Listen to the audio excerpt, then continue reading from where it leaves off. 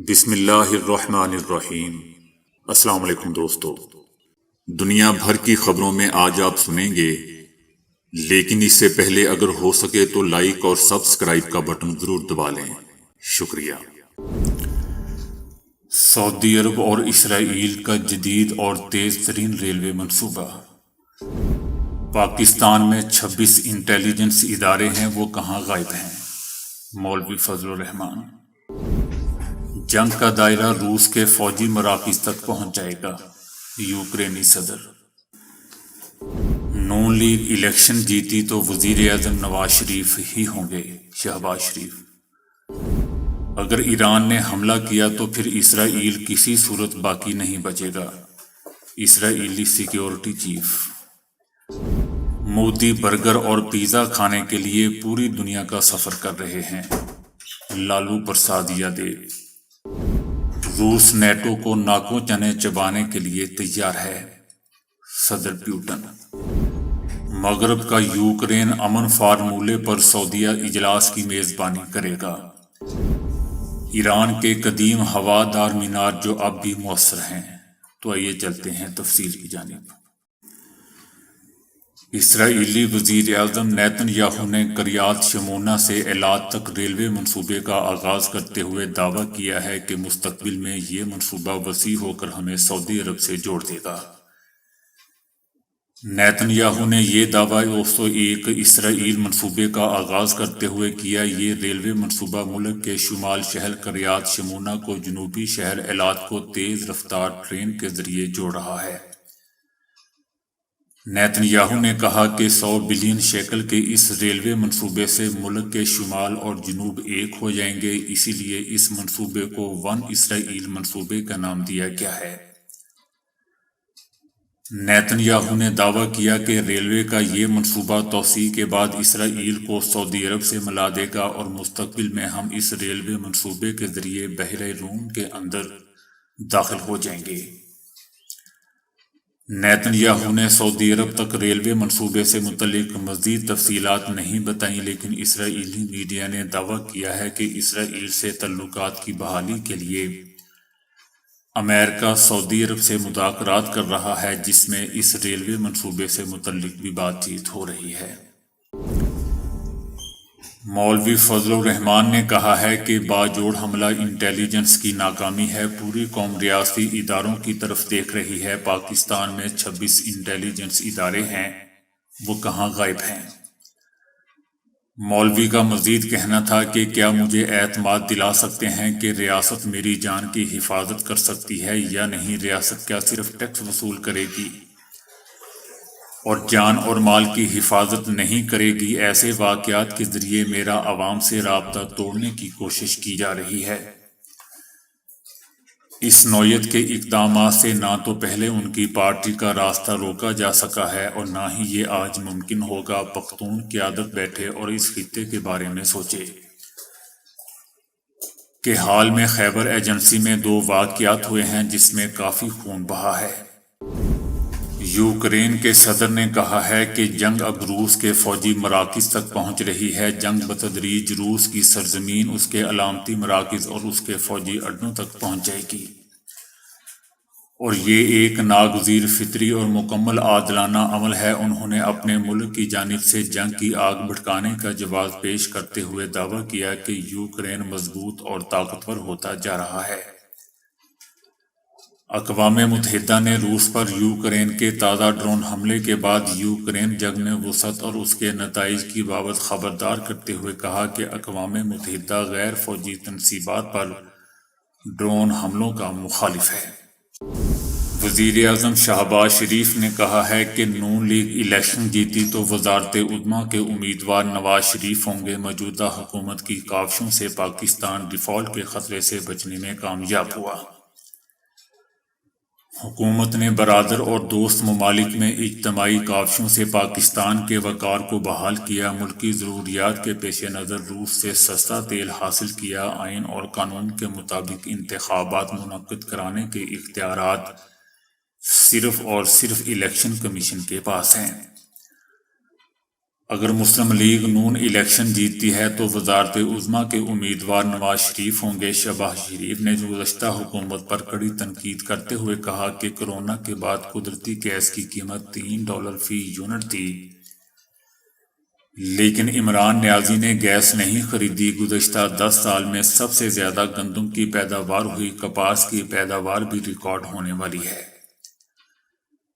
نواز شریف چند ہفتوں میں پاکستان آ جائیں گے اور وطن واپس آ کر آئین اور قانون کا سامنا کریں گے۔ انتخابات اور اسمبلی تحلیل کرنے سے حوالے سے وزیر اعظم کا کہنا تھا کہ ہم اتحادی جماعتوں کی مشاورت سے اسمبلیاں تحلیل کریں گے ورنہ نہیں کریں گے۔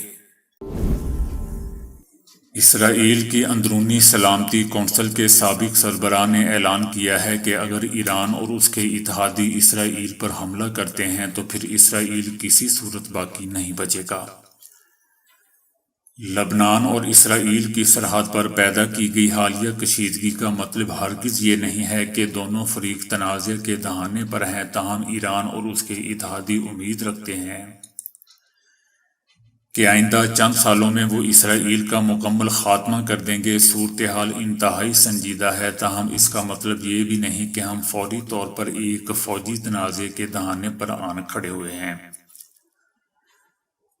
ایران کا مسئلہ ایک اور ہی داستان کا حامل ہے، کیونکہ ایران کا عقیدہ یہ ہے کہ شاید اگلے ہی چند سالوں میں اسرائیل کا مکمل طور پر خاتمہ کرنے کا وقت آن پہنچے گا۔ ایران سعودی عرب کے ساتھ اپنے تعلقات کو بحال کرنے اور روس کے ساتھ باہمی تعاون کے نتیجے میں بین الاقوامی نظام میں پرسکون محسوس کر رہا ہے۔ ایران کے پاس اب زیادہ درست ہتھیار موجود ہیں، جبکہ گزشتہ 40 سالوں سے اس حوالے سے اسرائیل کو برتری حاصل تھی، لیکن آج ایران کے پاس زیادہ درست کروز میزائل، ڈرون اور GPS سینسر والے میزائل موجود ہیں جو انتہائی درستگی کے ساتھ عمل کرتے ہیں۔ اس کے علاوہ اسرائیل کا اندرونی بحران ہے، جبکہ اس حوالے سے سابق اسرائیلی سیکیورٹی چیف کا کہنا تھا کہ وہ اسرائیل کو کمزور سے کمزور ہوتے دیکھ رہے ہیں۔ البتہ ممکن ہے کہ یہ تشریح درست نہ ہو، لیکن پھر بھی ہم اس معاملے کو یوں ہی دیکھتے ہیں۔ سابق اسرائیلی چیف نے اس بات پر زور دیتے ہوئے کہ ایران اسرائیل کے آخری زوال کے عمل کو تیز کرنے کی کوشش کر رہا ہے۔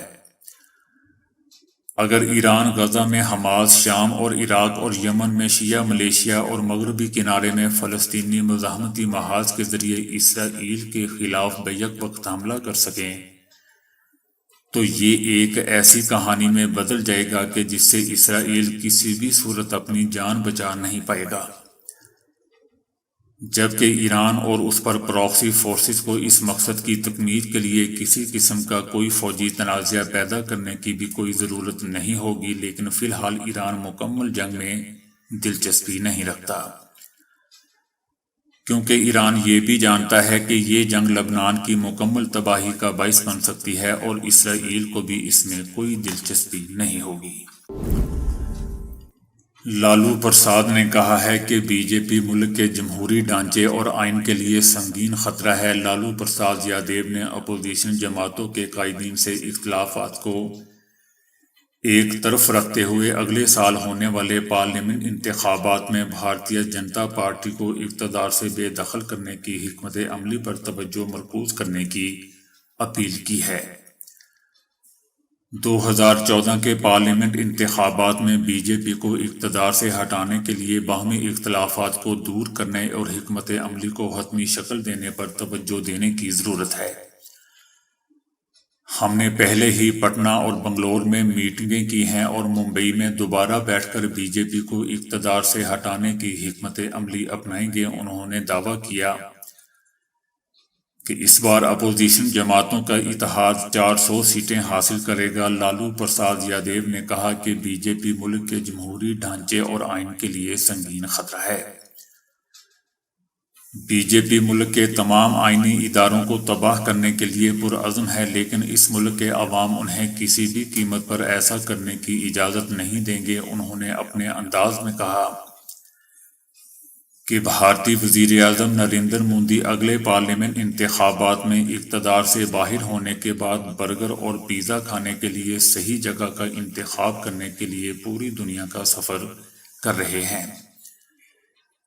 انہوں نے مخصوص انداز میں کہا کہ وہ جانتے ہیں کہ اب وہ دوبارہ اقتدار میں آنے والے نہیں ہیں۔ روس کے صدر پیوٹن نے کہا ہے کہ ہم نیٹو کے درمیان تصادم نہیں چاہتے، لیکن اگر کوئی چاہتا ہے تو اس کو ناکوں چنے چبا دیں گے۔ صدر پیوٹن نے واضح کیا کہ کوئی بھی روس اور نیٹو کے درمیان تصادم نہیں چاہتا، لیکن اگر کوئی چاہتا ہے تو ہم تیار ہیں۔ انہوں نے اس بات کی بھی تصدیق کی کہ ہم نے یوکرینی بحران پر بات چیت کو مسترد نہیں کیا، لیکن اس عمل کو شروع کرنے کے لیے دونوں طرف سے معاہدہ ہونا ضروری ہے۔ دوسری طرف یوکرین کے صدر نے جنگ بندی کے خیال کو مسترد کرتے ہوئے کہا ہے کہ امن مذاکرات کے لیے روس کو مقبوضہ یوکرین کی سرزمین سے اپنی فوجیں نکالنی ہوں گی، اور جو کچھ روس نے کہا ہے وہ بات چیت کے قابل نہیں ہے۔ سعودی عرب ایک اجلاس کی تیاری کر رہا ہے جس میں یوکرین میں امن کے لیے منصوبے سے متعلق بات چیت کی جائے گی۔ سعودی عرب یوکرین میں امن کے لیے مذاکرات کی میزبانی کرے گا۔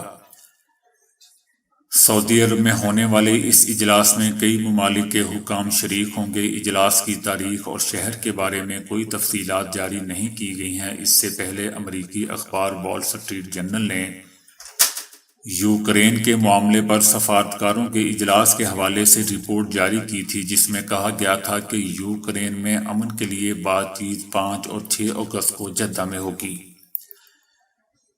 جس میں 30 ممالک شرکت کریں گے۔ امریکی اخبار نے لکھا تھا کہ یوکرین اور مغربی حکام کو امید ہے کہ یہ اقدامات پیس کو کامیاب بنا سکتے ہیں۔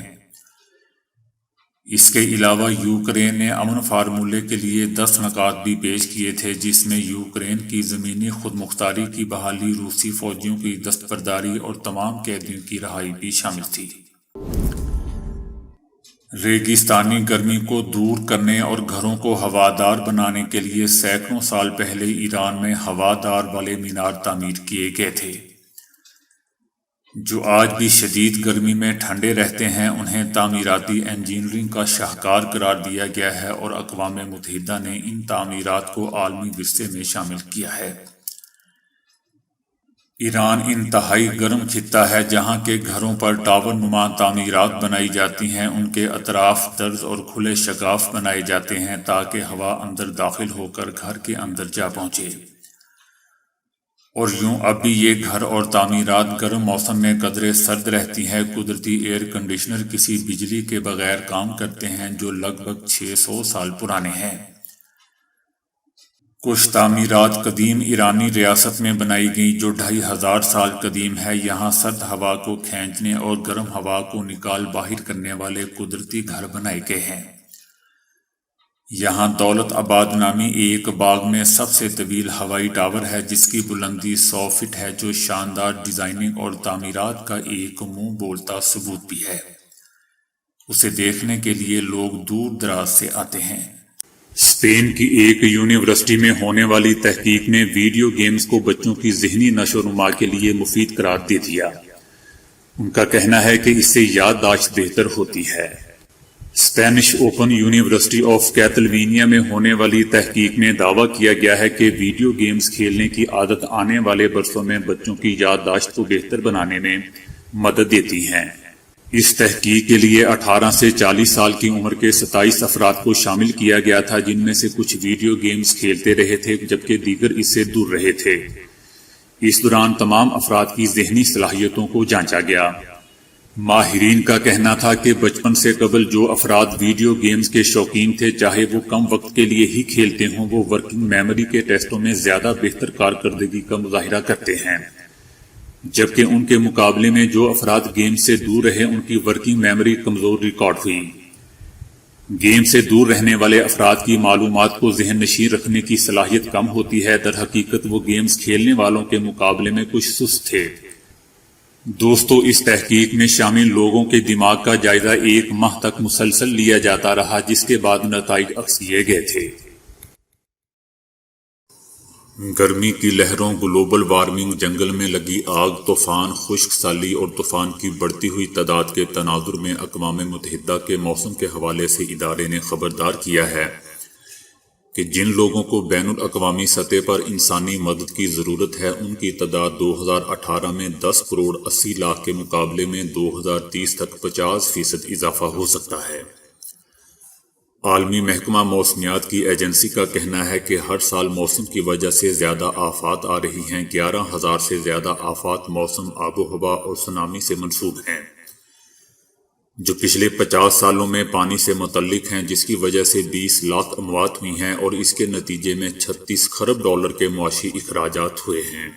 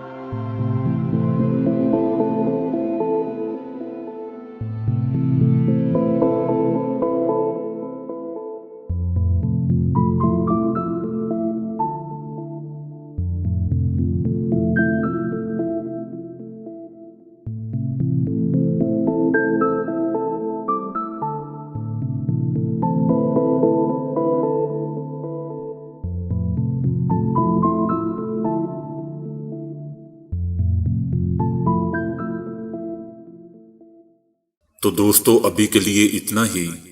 ویڈیو کو لائک اور شیئر کرنے کا بہت بہت شکریہ۔